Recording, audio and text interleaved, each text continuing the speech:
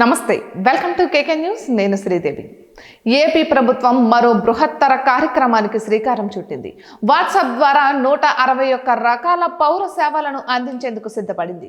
AP IT శాఖ మంత్రి నారా లోకేష్ ఈ వాట్సాప్ గవర్నెన్స్ సేవలను ప్రారంభించారు. తొలి విడతలో మున్సిపల్, దేవాదాయ, ఆర్టీసీ, రెవెన్యూ శాఖలను అందించనున్నారు.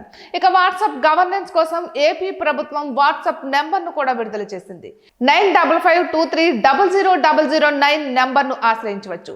నీ సౌకర్యమే మా ప్రాధాన్యం అన్న స్లోగన్తో వాట్సాప్ సేవలను అందుబాటులోకి తెచ్చింది కూటమి ప్రభుత్వం. పౌర సేవలను మరింత సులభతరం చేయాలనే ఉద్దేశంతో వాట్సాప్ సేవలను అందుబాటులోకి తెచ్చింది. దేశంలోనే తొలిసారిగా ఏపీ ప్రభుత్వం ఈ వినూత్న ప్రయత్నం చేస్తోంది. వాట్సాప్ గవర్నెన్స్ ద్వారా పౌర సేవలు అందించడంతో పాటు ప్రజల నుంచి వినతులు స్వీకరించడం, వారికి అవసరమైన సమాచారాన్ని సేకరించడం చేయనున్నారు.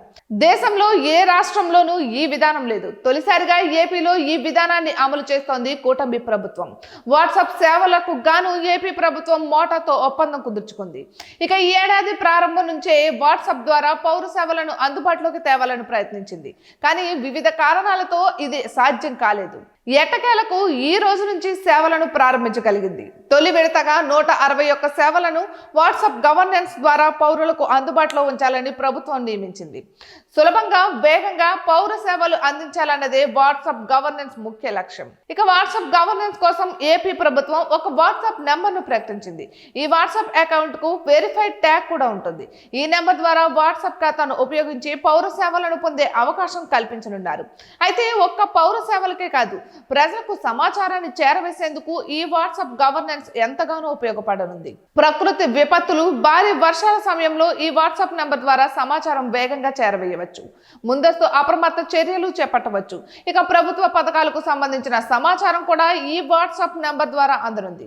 ఇక ప్రజల నుంచి ఫిర్యాదులు, వినతులను స్వీకరించేందుకు కూడా ఈ వాట్సాప్ గవర్నెన్స్ ఎంతగానో ఉపయోగపడనుంది. అయితే ప్రభుత్వానికి ఏదైనా ఫిర్యాదు చేయాలని అనుకుంటే ఈ నెంబర్కు మెసేజ్ పంపితే సరిపోతుంది. మనం మెసేజ్ చేసిన అనంతరం అందుబాటులో సూచించిన విధంగా వివరాలు సబ్మిట్ చేస్తే మనకు రిఫరెన్స్ నెంబర్ వస్తుంది. ఇక ఆ రిఫరెన్స్ నెంబర్ ద్వారా మన ఫిర్యాదు, వినతి ఎక్కడ ఉందనే సమాచారాన్ని సైతం ట్రాక్ చేసుకునే వెసులుబాటు ఉంటుంది. ఇటువంటి మరెన్నో వీడియోస్ కోసం కేకే న్యూస్ తెలుగు ఛానల్ని సబ్స్క్రైబ్ చేసుకోండి.